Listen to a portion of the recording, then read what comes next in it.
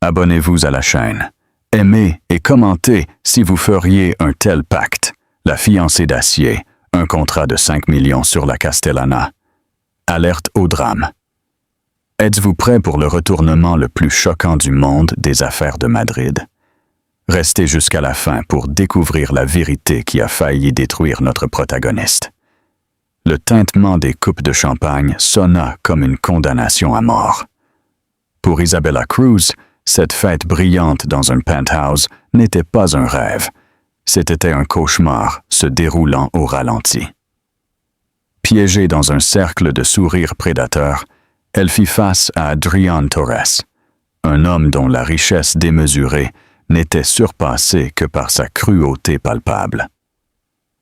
Sa voix, qui promettait du poison, était sur le point de briser le monde d'Isabella devant l'élite de Madrid. Adrián leva sa coupe avec une grimace triomphale, prêt à exposer son secret, le plus humiliant. Mais juste au moment où il ouvrit la bouche, une voix grave et autoritaire fit irruption dans le calme tendu, une voix qui appartenait au milliardaire, le plus puissant et le plus reclus de la ville. Une main se posa sur l'épaule d'Isabella. Le piège du penthouse. L'air dans le penthouse. Du Paseo de la Castellana de Damián Caballero était dense de l'odeur de l'argent et de l'ambition. Ça sentait les lits importés, le parfum cher et le vague arrière-goût métallique de rivalité tacite. Pour Isabella Izzy Cruz, c'était suffocant. Vêtue d'un tailleur bleu, marine simple mais élégant, qu'elle avait acheté dans une friperie. Le fantôme d'une nuit oubliée d'une autre femme. Elle se sentait comme un moineau qui avait volé accidentellement dans une volière de paons exotiques. Son travail était simple, passé inaperçu. Elle était l'accompagnatrice de sa colocataire, Elena, dont le père était associé dans le cabinet d'avocats qui représentait l'empire technologique de Caballero Ventures. Elena avait insisté, peignant un tableau d'opportunités de réseautage. Izzy, une étudiante boursière qui jonglait entre son diplôme d'ingénierie architecturale à la Complutense et un travail de serveuse à temps partiel, savait que non, ce n'était pas ces gens. Elle s'accrocha à un verre d'eau gazeuse, la condensation froide contre ses doigts nerveux. De sa position, près des fenêtres du sol au plafond, l'horizon de Madrid était une vaste courte pointe sombre cousue avec le fil brillant des lumières. C'était une vue qui valait plus que ce qu'elle ne pourrait jamais espérer gagner. Chaque personne dans cette salle était un prédateur ou un prix, un joueur dans un jeu dont les règles étaient écrites en options boursières et en fiducies héréditaires. Ils se déplaçaient avec une grâce fluide qu'elle ne pouvait imiter, leur rire résonnant avec la confiance de ceux qui n'avaient jamais connu un jour de véritable souci financier. Ses yeux scannèrent la pièce, un tic nerveux, et alors elle le vit. Adrián Torres, une terreur froide, aiguë et familière, s'enroula dans son estomac. Il se tenait avec un petit groupe de flagorneurs, tenant une coupe de champagne avec l'arrogance décontractée d'un roi à sa cour. Ils n'avaient pas changé depuis leur jour universitaire, les mêmes cheveux parfaitement coiffés, le même costume sur mesure qui coûtait probablement plus que les frais de scolarité de son semestre et le même pli cruel sur ses lèvres. Leur histoire était courte et laide. En deuxième année, Adrián, alors étudiant de dernière année et prédateur notoire du campus issu d'une riche famille immobilière, l'avait coincé lors d'une collecte de fonds universitaires. Il était ivre, agressif et habitué à obtenir ce qu'il voulait. Elle avait rejeté ses avances grossières fermement et publiquement devant ses amis de fraternité. Son orgueil avait été blessé. Il ne pouvait pas accepter un non d'une fille qu'il considérait comme inférieure à lui, un cas social, comme il l'avait appelé à haute voix. Son humiliation avait suppuré, se transformant en une haine silencieuse et latente. Il s'était mis en tête de lui rendre la vie difficile, répandant des rumeurs mesquines et utilisant son influence pour qu'on lui coupe des heures à son travail. Le voir ici, dans son habitat naturel, lui donna l'impression de trébucher dans un bassin de requins. Izzy essaya de se ratatiner, de se fondre dans les rideaux de velours, mais il était déjà trop tard. Ses yeux couleur denim délavé rencontrèrent les siens à l'autre bout de la salle. Un sourire lent et malicieux s'étendit sur son visage. Ce n'était pas une salutation, c'était une promesse. Il s'excusa auprès de son groupe et commença à se diriger vers elle, pas directement, mais dans un chemin circulaire de prédateurs, conçu pour créer de l'anticipation, pour lui faire savoir quelle était sa cible. Son cœur martelait contre ses côtes. Helena n'était pas en vue. Izzy était seule. Elle pouvait sentir les yeux des autres commencer à suivre la trajectoire d'Adrian, sentant le drame imminent. C'était leur divertissement. « Tiens, tiens, tiens », ronronna Adrian quand il s'arrêta finalement devant elle. Il était suffisamment proche pour qu'elle puisse sentir l'eau de Cologne chère et le whisky dans son haleine. « Isabella Cruz, je dois dire que je suis surpris de te voir ici. Je n'avais pas réalisé que Caballero Ventures distribuait des invitations de charité. » Izzy leva le menton, refusant de le laisser voir sa peur. « Salut, Adrien. Je suis ici avec une amie. »« Une amie », répéta-t-il en allongeant le mot comme si c'était un concept étranger. Il fit un geste vague vers sa robe. « Laisse-moi deviner. Tu travailles à l'événement. Tu récupères les manteaux. Tu sers les canapés. Ça t'irait bien. » Chaque mot était une fléchette soigneusement dirigée pour lui rappeler sa place, pour le rappeler à tous les autres. Certaines personnes proches avaient arrêté leur conversation, leur visage illuminé d'une curiosité cruelle. « Je suis une invitée, » dit-elle d'une voix plus ferme qu'elle ne se sentait. « Tout comme toi, Adrian. » Il lâcha un rire court et sans humour. « Une invitée. C'est bien bonne. Ne joue pas avec moi, Isabella. Nous savons tous les deux ce que tu es. Tu es un cas social qui est passé à travers les mailles du filet. Tu n'as pas ta place ici. » Il se pencha encore plus, sa voix tombant dans un murmure conspirateur, juste assez fort pour que le cercle grandissant de curieux l'entende. « Combien as-tu dû payer ton amie pour qu'elle t'amène? Ou était-ce un autre type de paiement? » L'insinuation était vile et flottait dans l'air comme du poison. Izzy sentit une bouffée de honte et de rage lui monter au cou. Elle voulait lui jeter sa boisson au visage, lui crier dessus, mais elle savait que c'était ce qu'il voulait. Il voulait une scène. Il voulait prouver qu'elle était une ordure, qu'elle n'avait ni classe ni sang-froid. Elle prit une profonde inspiration, s'armant de courage. « Tu te trompes, Adrian, et tu te ridiculises. » Ses yeux se plissèrent. Son défi sembla alimenter sa rage. « Ah oui, on verra bien. » Il se tourna, élevant légèrement la voix pour s'adresser à son public désormais captif. « Tout le monde, un instant de votre temps. Si vous me permettez, je voulais juste vous présenter quelqu'un. » Le murmure général de la fête commença à s'éteindre.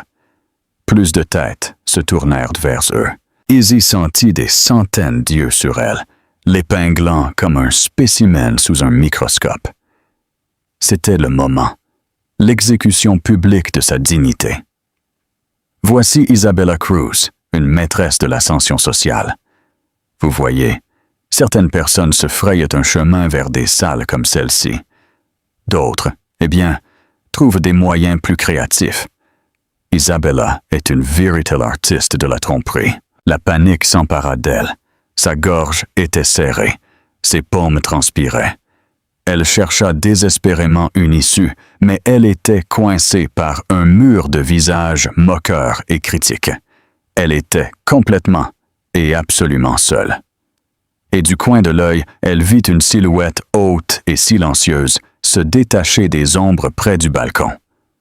Vêtue d'un costume noir impeccable, sa présence exudait une aura de pouvoir absolu qui faisait ressembler même Adrián Torres à un enfant pathétique.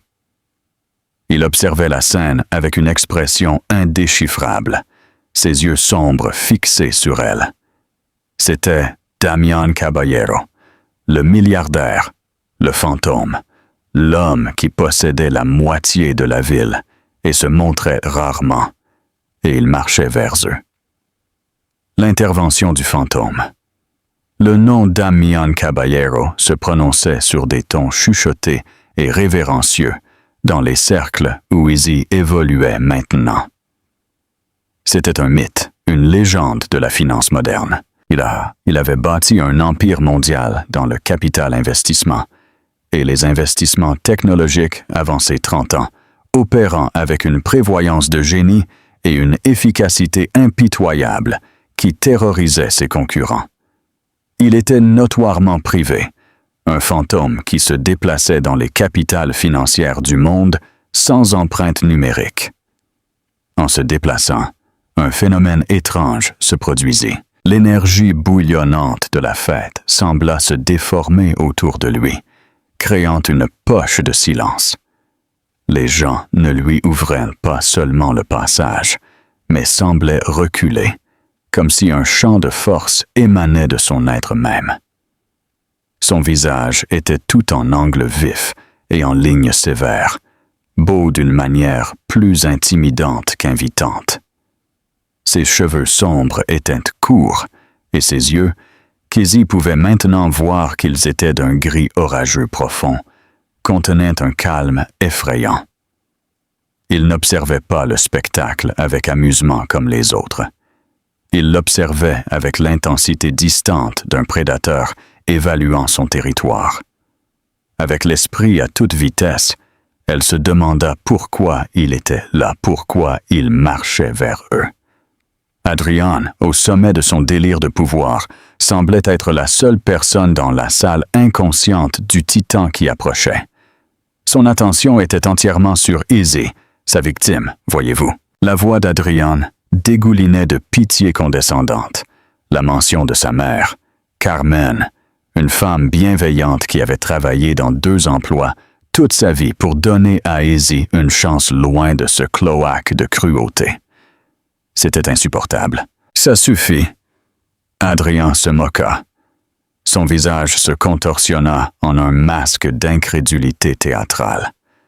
Oh, je ne fais que commencer. Je crois que ces gens méritent de savoir avec qui ils partagent l'air. C'est une femme qui est entrée à la Complutense avec une bourse de diversité, qui a probablement menti sur sa candidature. C'est un mensonge, répliqua-t-elle, sa voix gagnant un tranchant de fureur. C'est vrai, défia-t-il en s'approchant encore plus.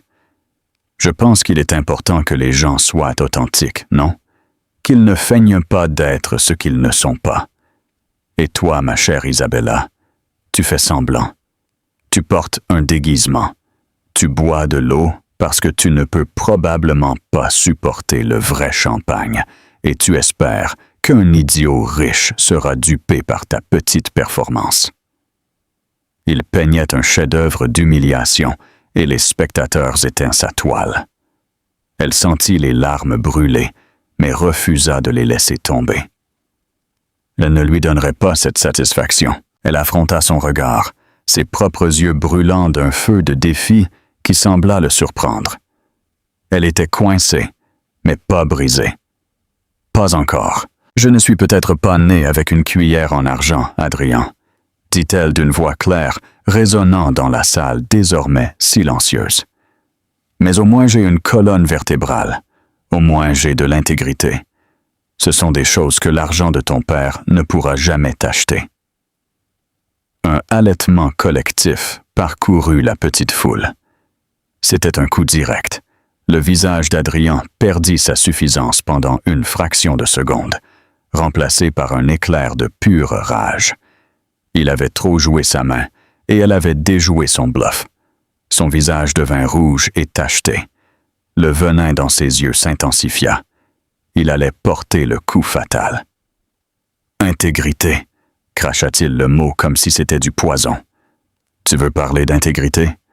Parlons de ton père. »« Oh, attends. » Il fit une pause pour un effet dramatique, un sourire cruel et triomphal revenant sur son visage. « Tu ne peux pas parce qu'il est assis dans une prison fédérale pour détournement de fonds, n'est-ce pas? Il a monté une chaîne de Ponzi qui a escroqué des retraités de toutes leurs économies. Tel père, telle fille, n'est-ce pas? Combien de cet argent volé a payé ton premier semestre avant qu'il ne se fasse attraper? » L'air fut aspiré des poumons d'Izzy.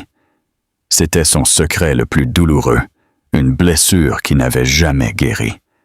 Le crime de son père, Roberto Cruz, avait détruit sa famille, ruiné son nom et l'avait laissé, Etiazel et sa mère, avec rien d'autre que la honte et les dettes. C'était la raison pour laquelle elle travaillait si dur. Et il venait de rouvrir la blessure et de verser du sel dessus pour le divertissement d'une salle pleine d'étrangers. Le monde se dissolvait dans un flou de lumière tourbillonnante et de visages moqueurs. Les chuchotements commencèrent, tranchants et coupants. La fille d'un détenu, je savais qu'il y avait quelque chose de bizarre chez elle. Comment est-elle entrée ici? C'était le coup de grâce final. Adrien restait là, le torse bombé, se délectant de sa victoire.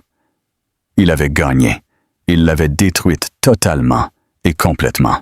Et ce fut à ce moment précis de sa dévastation absolue, alors qu'une seule larme s'échappait finalement et traçait un chemin brûlant sur sa joue, que la silhouette silencieuse qui s'approchait arriva enfin.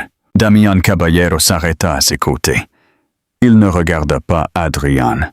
Il ne regarda pas la foule. Ses yeux gris orageux étaient fixés uniquement sur Izzy, et pendant une fraction de seconde fugace et impossible, elle crut voir une lueur de quelque chose de plus que de la froide indifférence dans leur profondeur. Il bougea avec une économie de mouvement fascinante. Il mit la main dans la poche intérieure de sa veste et sortit un mouchoir en soie blanc immaculé. Avec une tendresse qui était scandaleusement incongrue avec son aura puissante, il tendit la main et sécha doucement la larme sur sa joue. Toute la pièce retint son souffle. Puis, il tourna la tête lentement, son regard tombant enfin sur Adrián Torres, stupéfait. Sa voix, quand il parla, n'était pas forte, mais portait un poids inquiétant, un baryton bas qui semblait vibrer dans l'air. « Je crois, » dit Damián Caballero, son ton aussi froid et tranchant que de la glace brisée, « que tu parlais de ma fiancée. » Silence. Absolu, assourdissant. Le mot « fiancée » resta suspendu dans l'air. Une grenade dégoupillée explosa dans les esprits étonnés de toutes les personnes présentes, effaçant le récit qu'Adrian avait si soigneusement construit. La mâchoire d'Adrian, qui avait été serrée dans un sourire triomphal, tomba littéralement. Son visage passa par une série d'expressions comiques. Incrédulité absolue, confusion, panique et enfin une horreur naissante. Il regarda de l'expression de granit de Damián au visage tout aussi déconcerté d'Izzy, et inversement, son esprit visiblement en court-circuit. Izzy eut l'impression que le monde avait basculé sur son axe. Fiancée. Le mot résonnait dans sa tête, absurde et étrange. Elle regarda fixement Damián Caballero, cet étranger qui venait de la réclamer de la manière la plus publique et définitive possible. Sa main reposait maintenant légèrement sur le bas de son dos, un geste de possession et de protection qui était à la fois terrifiant et étrangement une ancre. C'était la seule chose qui l'empêchait de s'effondrer. La foule commença à réagir, non pas par des chuchotements, mais par un recalibrage collectif et frénétique. Les regards moqueurs qui avaient été dirigés vers Izzy un instant plus tôt furent instantanément remplacées par des expressions d'étonnement, d'envie et de curiosité frénétique. Elle fut transformée instantanément de paria sociale, fille d'un détenu, en compagne choisie de l'homme le plus énigmatique et puissant de la salle. Le coup du lapin était vertigineux. Les yeux gris de Damian restèrent net fixés sur Adrian et d'étaient complètement dépourvus de pitié. « Disais-tu quelque chose sur sa famille ?» lui demanda-t-il d'une voix dangereusement douce. « S'il te plaît, continue. Je suis fasciné d'entendre ton évaluation. » Adrian pâlit, sa peau prenant une qualité pâteuse et maladive sous l'éclairage chaud de la fête. C'était comme un chacal qui se pavanait sur sa proie pour lever les yeux et se retrouver face à un lion debout au-dessus de lui. Il bégaya, ouvrant et fermant la bouche comme un poisson hors de l'eau. « Et moi, Monsieur Caballero, je n'avais aucune idée.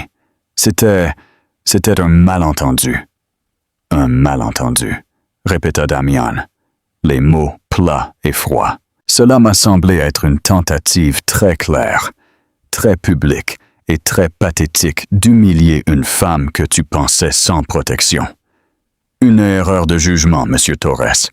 Une erreur très significative. Chaque mot était un clou dans le cercueil social d'Adrian. Être réprimandé publiquement par Damian Caballero n'était pas seulement embarrassant, c'était une fin de carrière potentielle.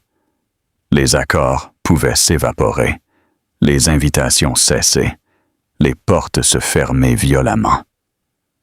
Les flagorneurs qui riaient de ces blagues quelques instants plus tôt s'éloignèrent maintenant subtilement et de manière coordonnée de lui, comme s'il était contagieux. Le regard de Damian passa sur le costume coûteux d'Adrian, sa montre haut de gamme, son air d'arrogance. « Permettez-moi de vous donner un conseil, » dit-il en baissant encore la voix.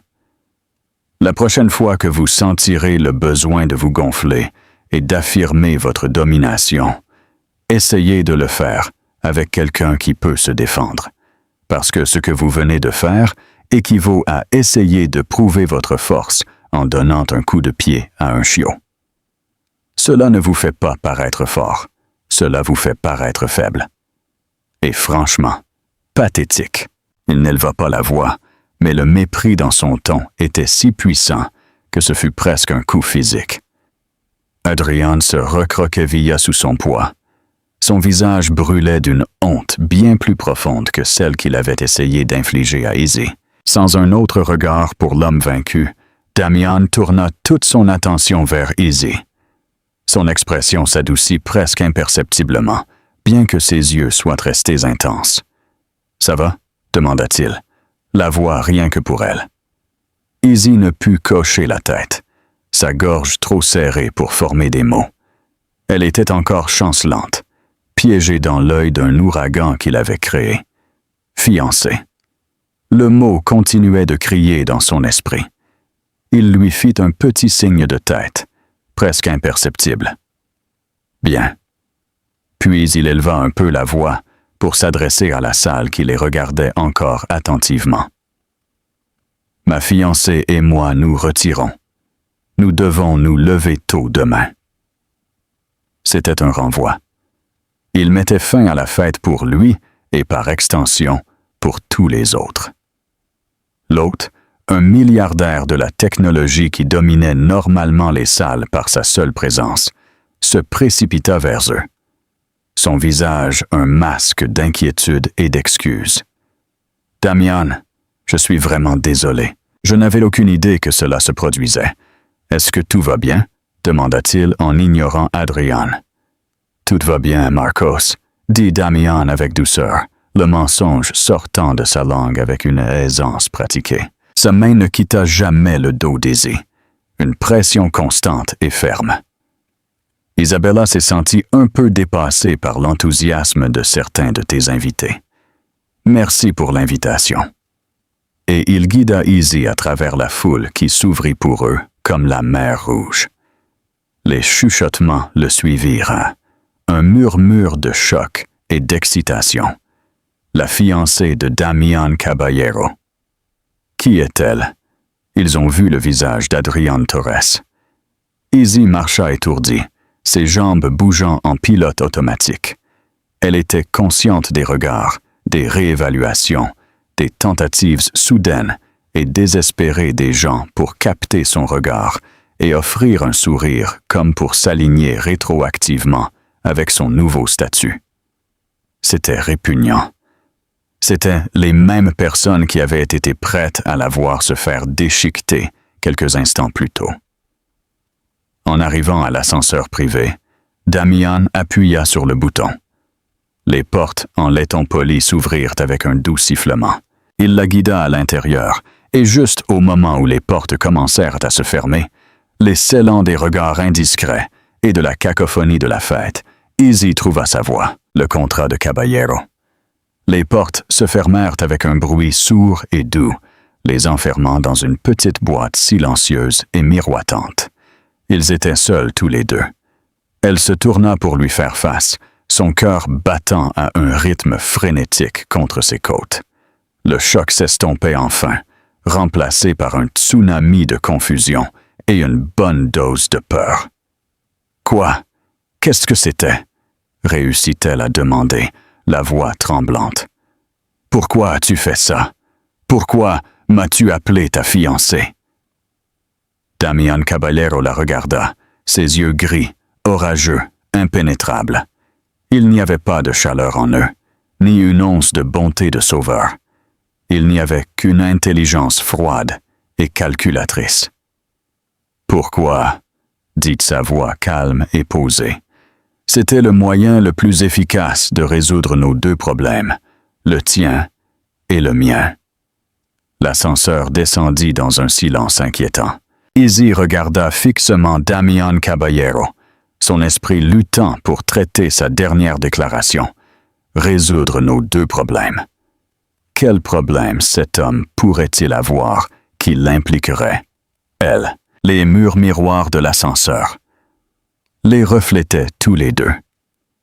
Une silhouette imposante et très grande dans un costume impeccable, et une jeune femme déconcertée dans une robe d'occasion qui ressemblait à un cerf pris dans les phares d'une Rolls-Royce.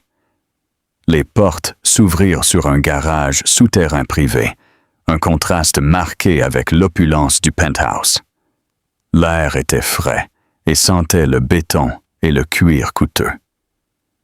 Une Rolls-Royce Cullinan noire étincelante était garée juste en face d'eux avec un chauffeur en costume sombre, attendant patiemment près de la porte arrière. Il hocha respectueusement la tête vers Damián, mais ne montra aucune surprise en voyant Izzy. « Nous devons parler, » dit Damián, son ton ne laissant aucune place à la discussion. « Dans un endroit privé, ma voiture. » Il désigna le véhicule. Izzy hésita pendant une fraction de seconde. Tous ses instincts lui hurlaient de courir, de le remercier pour son intervention et de disparaître à nouveau dans sa vie anonyme. Mais une autre partie d'elle, la partie qui se remettait encore de l'éviscération publique qu'elle venait de subir, savait qu'elle ne pouvait pas simplement partir. Il l'avait liée irrévocablement avec un seul mot. Elle avait besoin de réponse. Elle hocha la tête raidement et se laissa guider vers la voiture. Le chauffeur ouvrit la porte et elle se glissa sur le luxueux siège en cuir crème. L'intérieur était comme un jet privé, silencieux et isolé du monde extérieur. La porte se ferma avec un bruit sourd et coûteux, les scellant à l'intérieur. Damián entra par l'autre côté et la voiture s'éloigna avec un bourdonnement électrique silencieux. « Où m'emmènes-tu? » demanda Izzy, sa voix trahissant son anxiété. « À ma résidence en ville. C'est l'endroit le plus sûr pour cette conversation, » répondit-il, sans la regarder. Il regardait par la vitre teintée les lumières floutéma de Madrid. « Je m'excuse pour l'absence de présentation appropriée. Je m'appelle Damián Caballero. »« Je sais qui tu es, dit-elle à voix basse. Tout le monde sait qui tu es. Je suis Isabella Cruz. Je sais, dit-il, et la simple déclaration lui donna un frisson. Il tourna la tête pour la regarder. Son regard direct et étrangement perspicace. Université Complutense, ingénierie architecturale, bourse académique complète. Meilleur dossier de ton lycée à Caceres, Estrémadure. Ta mère est une infirmière nommée Carmen. Ton père est Roberto Cruz. Izzy tressaillit comme s'il l'avait frappé. Comment sais-tu tout ça? C'est mon métier de savoir des choses, dit-il simplement. L'information est la monnaie la plus précieuse du monde. J'ai demandé à mon chef de la sécurité de faire une vérification complète des antécédents de tous les invités à la fête de Marcos. Une précaution standard. Ton dossier était plus intéressant que la plupart. Il dénote un haut niveau d'intelligence, de résilience et un manque clair de relations puissantes, ce qui fait de toi une variable à faible risque. Tu as aussi une raison impérieuse d'avoir besoin d'une quantité importante d'argent très rapidement. De l'argent. De quoi parles-tu? Ta mère a été diagnostiquée avec une forme rare d'arthrite rhumatoïde à début précoce il y a 6 mois. Les traitements expérimentaux ne sont pas couverts par son assurance. Les factures s'accumulent. Tu as accepté un 2e emploi comme serveuse les week-ends pour essayer d'aider, mais tu prends du retard. Je me trompe? La façon clinique et dépassionnée dont il exposa les détails les plus douloureux et privés de sa vie était stupéfiante. Elle se sentit exposée, dépouillée. « Pourquoi fais-tu ça? » La Rolls-Royce glissa jusqu'à l'arrêt dans un autre garage souterrain privé, celui-ci sous un élégant gratte-ciel moderne dans le quartier financier. Ils prirent un autre ascenseur privé, celui-ci s'ouvrant directement sur un penthouse impressionnant. C'était un studio de luxe minimaliste, planchers en bois sombre, vastes étendues de verre et pièces d'art moderne délicieusement choisies. C'était moins un foyer et plus un siège social pour un seul être humain. Damian s'approcha d'un bar et servit 2 verres d'eau en lui tendant un. « S'il te plaît, assieds-toi. » Izzy s'assit au bord d'un grand canapé gris. Elle observa Damian se tenir près de la fenêtre, une silhouette sombre contre l'horizon brillant de la ville. « Ce soir, à cette fête, » commença-t-il en se tournant pour la regarder. « Tu avais un problème. Adrian Torres était sur le point de détruire ta réputation et de te soumettre à une humiliation publique insupportable. J'avais aussi un problème. Je suis dans les étapes finales d'une fusion de 10 milliards de dollars avec le groupe Serrano, un conglomérat espagnol très puissant et conservateur. Le président Ricardo Serrano est un homme à l'ancienne. Il croit que la stabilité dans la vie personnelle reflète la stabilité dans les affaires. Il ne conclura l'affaire qu'avec un homme qu'il perçoit comme un père de famille. Il trouve mon statut de célibataire inquiétant. Je lui ai dit que j'étais fiancé.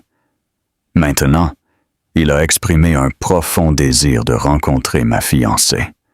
Il fit une pause, laissant l'information s'assimiler. L'esprit d'Izzy était à toute vitesse. Le seigneur Serrano arrive à Madrid dans 2 jours pour la signature finale, continua Damian. J'avais besoin d'une fiancée immédiatement. Quelqu'un de crédible, intelligent, présentable et sans relation qui pourrait compliquer la situation. Quelqu'un qui ne serait pas ébloui et qui pourrait gérer la pression. Et quelqu'un avec une forte motivation pour accepter une proposition peu conventionnelle. Quand j'ai vu Torres te coincer, j'ai vu une opportunité, une convergence d'intérêts. En intervenant, j'ai résolu ton problème immédiat et créé une solution potentielle pour le mien. Alors tu as simplement décidé, demanda-t-elle, incrédule, d'annoncer à une salle pleine des personnes les plus influentes de Madrid qu'une parfaite inconnue était ta fiancée. C'était un risque calculé, admit-il. Mais en te voyant affronter Torres, en voyant ton défi. Même quand tu étais coincé, j'ai confirmé mon évaluation.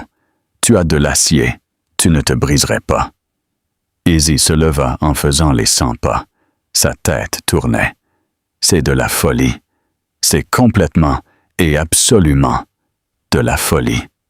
Ça l'est, répliqua-t-il, sa voix calme et logique. Soyons pratiques, mademoiselle Cruz. Je vous offre une proposition d'affaires, un contrat. Pour les 2 prochains mois, vous jouerez le rôle de ma fiancée. Vous assisterez à une poignée de scènes et d'événements culminant avec la signature de l'accord avec Serrano. Vous serez convaincante, sereine, et suivrez mon protocole à tout moment. Et en échange? Demanda-t-elle, presque effrayée de la réponse. En échange, dit-il en s'approchant d'un élégant bureau en acajou, je vous paierai 5 millions de dollars. Izzy s'arrêta net. Les chiffres semblèrent en flotter dans l'air, absorbant tout l'oxygène de la pièce. 5 millions de dollars. C'était une somme astronomique qui changeait une vie. C'étaient les factures médicales de sa mère payées en totalité. C'était un avenir libre du poids écrasant de la dette. C'était la liberté. Il vit le conflit dans ses yeux. De plus, ajouta-t-il, je m'assurerai qu'Adrián Torres et la société immobilière de sa famille soient empêtrés dans tant d'enquêtes réglementaires et de litiges de zonage qu'il sera trop occupé pour te déranger à nouveau toi ou qui que ce soit d'autre. Je l'effacerai comme un problème. L'offre était diabolique et elle était parfaite. Il lui offrait non seulement une fortune, mais la sécurité et la vengeance. Il avait trouvé son prix exact. Il y aura des règles, continua-t-il, son ton complètement professionnel. 1. Nous maintiendrons l'illusion d'un couple dévoué en public à tout moment. Ce n'est pas négociable. 2. C'est un accord d'affaires. Il n'y aura pas d'implications émotionnelles ou autres au-delà de ce qui est nécessaire pour la performance. 3.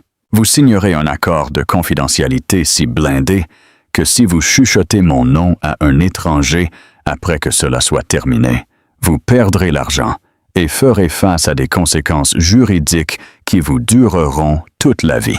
Il glissa un épais dossier relié en cuir sur le bureau. Le contrat est là. Mes avocats l'ont rédigé ce soir pendant que nous conduisions. Il inclut le calendrier des paiements, les termes du NDA et une histoire de couverture pour notre relation que vous devrez mémoriser.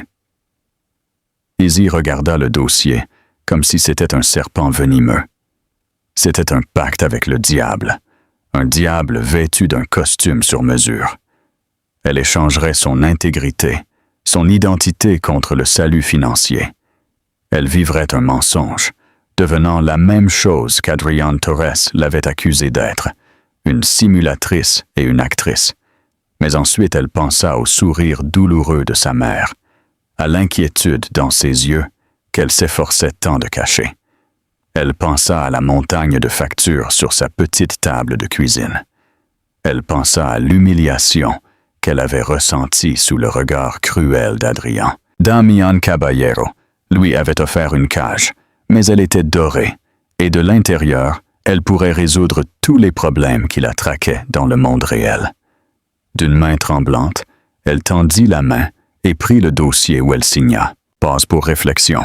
Liberté pour sa mère. Mais en échange de vendre sa vie et son âme à un étranger. Si tu devais choisir entre ton intégrité ou la santé de ton être le plus cher, accepterais-tu ce pacte avec le diable en échange du remède? Laissez-nous votre réponse dans les commentaires. Si vous avez eu le souffle coupé par ce retournement, arrêtez-vous une seconde. Montrez-nous votre étonnement en aimant et en partageant cette folie avec vos amis. La fragilité de la façade. Les 48 heures suivantes furent un tourbillon, une réingénierie complète de l'existence d'Isabella Cruz. Elle fut transférée de son appartement partagé bondé à une luxueuse suite d'invités dans le penthouse de Damián, plus grande que tout son appartement.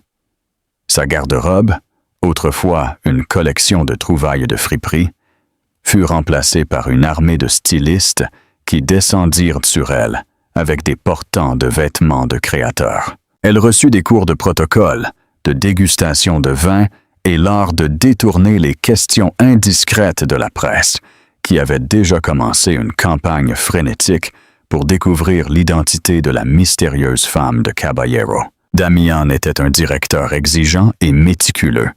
Ils passèrent des heures à mémoriser leur histoire de couverture. Ils s'étaient soi-disant rencontrés 6 mois plus tôt lors d'une vente aux enchères caritatives où elle l'avait impressionné par ses connaissances en architecture. Il l'avait poursuivi implacablement, conquis par son intellect et son esprit. C'était une romance plausible, bien qu'un peu cliché. Je t'ai soi-disant acheté une première édition de l'architecture de Vitruve pour notre anniversaire de 2 mois.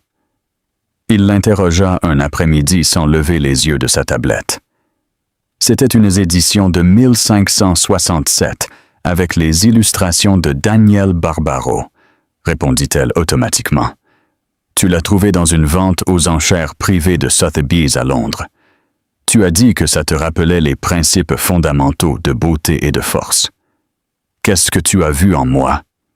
Elle récita la ligne avec un vide pratiqué qui lui hérissa la peau. Bien, dit-il avec un signe de tête brusque. Ton restaurant préféré est un petit endroit italien familial dans le quartier de la Latina appelé Il Posto. Nous y allons quand nous voulons être normaux. Ce que je préfère chez toi, c'est ta passion pour ton travail. Ce que tu préfères chez moi, c'est ma décision. Il fit en sorte que cela sonne comme une fusion d'entreprises, pas comme une mémoire, une histoire d'amour. Malgré tout, il restait distant, professionnel et désagréablement indéchiffrable. Il y eut des moments, cependant, où le masque glissa. Lors d'un essayage pour sa première apparition publique, un gala au musée Thyssen, elle sortit avec une robe de soie vert émeraude qui s'accrochait à ses courbes. Pendant une fraction de seconde, quand ses yeux la parcoururent, son calme froid vacilla. Son regard s'arrêta, et un éclair de quelque chose de brut et d'appréciatif s'alluma dans les profondeurs de ses yeux gris avant qu'il ne l'éteigne rapidement.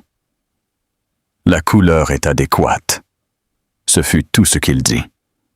Revenant à son travail, sa première épreuve fut le gala du Thyssen.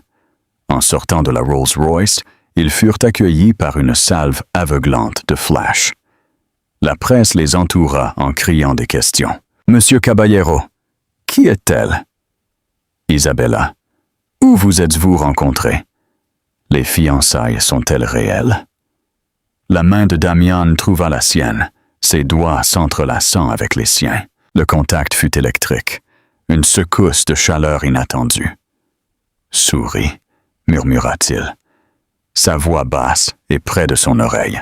« Ils ont besoin de croire que tu es la femme la plus heureuse du monde. » Elle leva la tête, mit en scène la performance de sa vie et sourit. À l'intérieur, elle se sentait comme une imposture, mais alors qu'il marchait sur le tapis rouge, la main de Damian, comme un poids ferme et possessif dans la sienne, il se produisit quelque chose d'étrange. Le rôle commença à ressembler moins à un déguisement. La façon dont il la regardait pour les caméras, avec une adoration fabriquée, qui était étonnamment convaincante, fit battre son propre cœur un peu plus vite. Il se penchait pour lui chuchoter quelque chose à l'oreille. Et bien qu'en général c'était une instruction sèche comme « Oriente ton corps à 45 degrés vers la caméra de Reuters », l'effet sur le public était celui d'une conspiration intime. À l'intérieur, ils étaient le centre de gravité. Tout le monde voulait un moment avec eux. Izzy se retrouva à converser avec des politiciens, des artistes et des PDG. Elle parla de ses études d'architecture avec une passion authentique qui sembla les surprendre, et Damian l'observait avec un regard de fierté silencieuse qui semblait dangereusement réel. L'événement principal, cependant, fut le dîner avec Ricardo Serrano. Il eut lieu dans un restaurant privé étoilé Michelin que Damián avait entièrement réservé. Le seigneur Serrano était un homme petit et immaculé d'environ 60 ans, avec des yeux vifs et intelligents qui semblaient tout voir. Il était accompagné de sa femme Aiko, une femme élégante qui sourit chaleureusement à Izzy. « Caballero-san, vous êtes un homme de nombreux secrets, mais celui-ci est le plus beau que vous ayez gardé, » dit le seigneur Serrano. Après les présentations, Damián sourit, un sourire rare et d'apparence authentique qui atteignait ses yeux. Il posa sa main sur celle d'Isabella. « Elle est mon fondement, Serrano-san, mon ancre. » Izzy eut le souffle coupé. Le mensonge était si doux, si parfait. Tout au long du dîner, le seigneur Serrano les observa de près. Il posa des questions à Izzy. Suivant le scénario, elle parla avec amour de sa mère, l'infirmière, et vaguement de son père, qui était décédé. Un mensonge sur lequel Damián avait insisté par simplicité. Chaque mention de sa vie fabriquée ressemblait à une petite trahison de sa vie réelle. Aiko Serrano s'adressa à elle, son expression aimable. « Ce doit être difficile de suivre le rythme d'un homme comme Damián-san, » dit-elle à voix basse. « Il est tellement concentré. » Izzy regarda de l'autre côté de la table Damián, qui était plongé dans une discussion calme et intense avec le seigneur Serrano sur des projections de marché. Elle vit le poids qu'il portait, l'élan implacable dans ses yeux. « Ça l'est, » acquiesça-t-elle, trouvant une lueur de vérité inattendue. « Mais sa concentration fait partie de qui il est, et je ne voudrais pas qu'il soit différent. » Les mots sortirent avant qu'elle ne puisse les arrêter, et ils semblèrent plus réels que tout ce qu'elle avait dit de toute la soirée. La tête de Damián tourna légèrement. Ses yeux rencontrèrent tous les siens pendant un moment bref et chargé. Il l'avait entendu. Plus tard, pendant que les hommes discutaient des points finaux de l'accord, Aiko prit Izzy à part. « Il te regarde, » dit-elle avec un sourire complice. « Quand tu ne regardes pas, il t'observe. Un homme qui feint ne fait pas ça. Il est très chanceux de t'avoir trouvé, Cruz-san. » Le cœur d'Izzy battit avec un mélange confus de culpabilité et d'autre chose. Quelque chose de chaud et d'inconnu. Était-ce possible? Pourrait-il y avoir plus dans sa performance que juste un contrat, la contre-attaque de Torres? Mais le plus grand défi était encore à venir. Tapite dans l'ombre de son monde soigneusement construit, il y avait Adrián Torres avec sa nouvelle petite amie, une mondaine à la langue acérée nommée Verónica Sierra. Adrián avait été humilié publiquement et un homme comme lui ne laisserait pas passer ça. Il était calme pour l'instant, mais Izzy savait qu'il creusait pour chercher une fissure dans la façade, et elle savait que s'il en trouvait une, il n'hésiterait pas à faire exploser tout son monde. La vie en tant que fiancé de Damián Caballero était une série de moments méticuleusement mis en scène. Il y eut des ventes aux enchères caritatives, où ils sourirent pour les caméras, des dîners privés avec des membres du conseil d'administration, où elle joua le rôle de la partenaire charmante et intelligente, et des moments tranquilles et sincères soigneusement orchestrés pour les paparazzi. Une promenade dans le parc du Retiro, un café partagé en terrasse. Avec chaque jour qui passait, les lignes entre Izzy l'actrice et Izzy la personne commencèrent à s'estomper. Elle découvrit des choses surprenantes sur Damián dans leurs moments volés hors scène. Elle apprit qu'il avait un sens de l'humour sec, presque indétectable. Elle découvrit qu'il était un brillant joueur d'échecs et qu'il s'asseyait parfois pendant des heures en regardant un échiquier, jouant des parties entières dans sa tête. Elle apprit qu'il avait une sœur cadette qui était morte de leucémie quand il était adolescent et que l'aile de cancer pédiatrique multimillionnaire qu'il avait financée anonymement dans un hôpital de Madrid portait son nom. Il ne parlait jamais de ces choses directement, mais elle les assembla à partir de conversations qu'elle entendit et de documents qu'elle vit sur son bureau. Le milliardaire froid et calculateur était une construction, une armure qui protégeait quelque chose de bien plus complexe en dessous. Une nuit, elle était dans la bibliothèque du penthouse, travaillant sur un plan pour son projet final de l'université. Quand il entra, il ne parla pas. Il l'observa juste un moment, son expression indéchiffrable. « Qu'est-ce que c'est ?» demanda-t-il finalement, en montrant les schémas complexes. « C'est un design pour un centre communautaire durable à usage mixte pour des quartiers à faible revenu, » expliqua-t-elle, sa passion pour le projet lui faisant oublier leur étrange arrangement. Il utilise la conception solaire passive, la collecte d'eau de pluie et la construction modulaire pour maintenir les coûts bas sans sacrifier la qualité esthétique ou la fonction. Elle s'attendait à ce qu'il soit méprisant, qu'il voie cela comme un projet d'étudiante naïve et idéaliste. Au lieu de cela, il se pencha sur la table, ses yeux traçant les lignes qu'elle avait dessinées.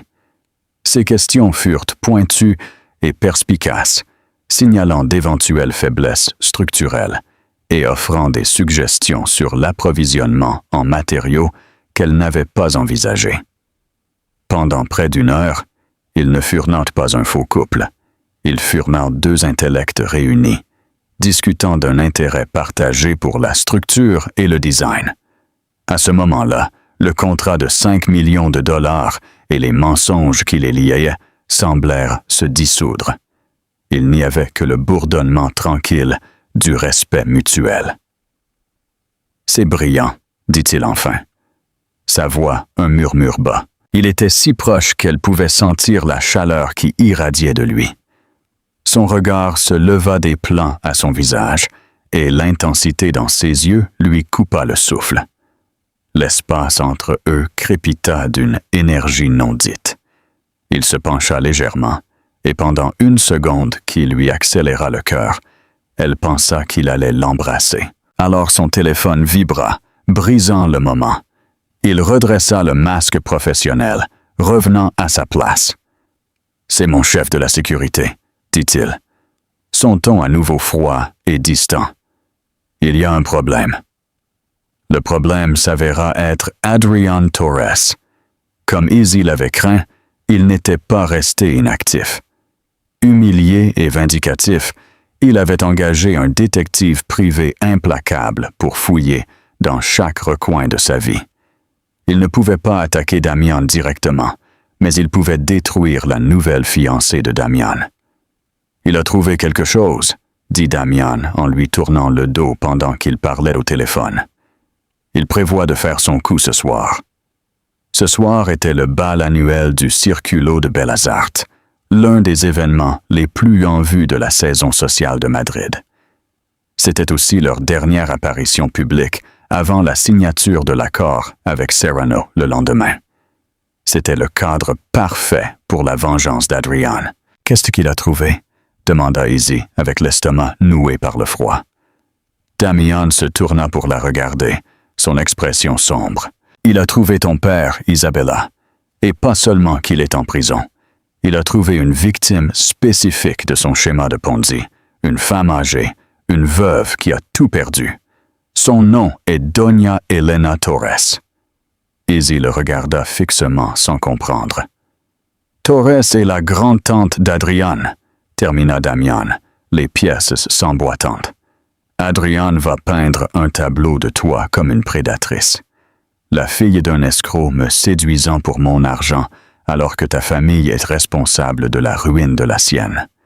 C'est un récit puissant et vicieux, et il prévoit de l'annoncer pendant son toast ce soir. » La cruauté était impressionnante. Adrian n'exposait pas seulement son père, il tordait l'histoire pour se faire passer pour la victime, pour faire d'elle la méchante. « Nous ne pouvons pas y aller, » dit Izzy, la panique montant dans sa voix. « Nous devons annuler. Non, dit Damian, sa voix ferme comme de l'acier. Nous ne fuyons pas. Nous ne nous cachons pas. Ce serait un aveu de culpabilité. Cela mettrait fin à l'accord avec Serrano et confirmerait chaque mensonge qu'Adrian racontera. Nous allons y aller et nous allons l'affronter. Comment? Cria-t-elle, son sang-froid se fissurant enfin. Il va me détruire, Damian, et il t'emmènera avec toi. Il marcha vers elle, s'arrêtant juste en face. Il tendit la main et prit les siennes, sa prise forte et ferme. Il ne va pas te détruire, dit-il, ses yeux orageux cloués aux siens. Parce que ces informations sont incomplètes. Mon équipe aussi a été occupée. Fais-moi confiance, Isabella. L'utilisation de son nom, la sincérité dans sa voix, la chaleur de ses mains étaient tout ce à quoi elle avait à s'accrocher. Elle hocha la tête, mettant sa foi en l'homme qui l'avait acheté, l'homme qui avait créé cette cage dorée. La victoire de l'intégrité. Quand ils arrivèrent au bal, l'atmosphère était électrique de tension. La nouvelle du drame imminent avait clairement filtré. Les gens chuchotaient derrière leurs mains, lançant des regards furtifs vers eux. Adrian Torres célébrait près de la scène principale avec un sourire triomphal sur son visage. À ses côtés, Veronica Sierra ressemblait à un chat qui avait coincé un canari. Ils prirent place à la table principale. Izzy se sentait froide, exposée. La soirée traîna, un cauchemar au ralenti. Enfin, arriva le moment des toasts. L'hôte présenta Adrian Torres, un donateur important, pour qu'il dise quelques mots. Adrian monta sur scène, une coupe de champagne à la main. Il scanna la foule, ses yeux atterrissant sur Izzy avec une joie malveillante. « Bonsoir à tous », commença-t-il. « Ce soir, nous sommes ici pour célébrer la beauté, l'art et la communauté. Mais je sens aussi que c'est un moment pour la vérité. Nous avons parmi nous une histoire d'ambition incroyable. Nous avons tous été tellement surpris quand le grand Damian Caballero a annoncé ses fiançailles et nous étions tous si curieux de sa fiancée choisie, la charmante Isabella Cruz. » Il sourit d'un sourire de requin. « J'ai fait une petite enquête, car j'ai senti que c'était mon devoir civique et j'ai découvert une connexion entre nos familles. Vous voyez, le père de Mademoiselle Cruz, Roberto Cruz, un condamné pour crimes économiques, a été responsable de la ruine financière d'un membre de ma famille, ma chère grande-tante, Doña Elena. » Une vague de halètements de choc parcourut la salle. C'était encore pire que ce qu'elle avait imaginé. « Alors vous voyez, » conclut Adrian en levant sa coupe, « ce n'est pas un conte de fées, c'est une tragédie, ou peut-être un braquage brillamment exécuté. Un toast donc pour Isabella Cruz. Tel père, telle fille. » Il but et la salle resta silencieuse, tous les yeux posés sur elle. C'était le moment de son exécution. Izzy sentit la main de Damian sur sa cuisse sous la table, un ordre silencieux de rester assise, de garder son calme. Alors Damian se leva. Il ne semblait pas en colère, il semblait complètement serein. Il prit sa propre coupe. « Merci, Adrian, » dit-il, sa voix amplifiée coupant la tension. « Merci d'avoir soulevé ce point. C'est une histoire qu'Isabella et moi voulions partager. » L'accusation triomphale d'Adrian flottait dans l'air, mais Damian se leva avec un calme déconcertant. Il confirma l'histoire du père d'Izzy, surprenant la salle de bal silencieuse, mais ensuite, magistralement, il retourna la situation. Il révéla le secret le plus profond d'Izzy. Pendant des années, elle avait donné anonymement plus de la moitié de ses revenus à un fonds de restitution, payant personnellement les victimes des crimes de son père. Il annonça à la foule stupéfaite que la première bénéficiaire était la propre grand-tante d'Adrian. Damian expliqua que cet acte silencieux d'intégrité était de la façon dont il l'avait véritablement trouvé et était tombé amoureux. Il peignit un portrait, non pas d'une escroc, mais de la femme la plus honorable qu'il n'ait jamais rencontrée. Il porta un toast à elle en tant que future Madame Caballero et la salle éclata en applaudissements tonitruants. Adrian, complètement vaincu et humilié par la vérité, disparut de la scène. La victoire fut absolue. Le seigneur Serrano, profondément impressionné par le caractère d'Izzy et la loyauté féroce de Damian, confirma immédiatement son accord de 10 milliards de dollars. Plus tard, dans la tranquillité du penthouse, la comédie était terminée. « Le contrat est rempli », dit Damian en lui tournant le dos. « Tu es libre de partir. » « Est-ce que quelque chose de tout ça était réel ?» chuchota Izzy, son cœur se brisant.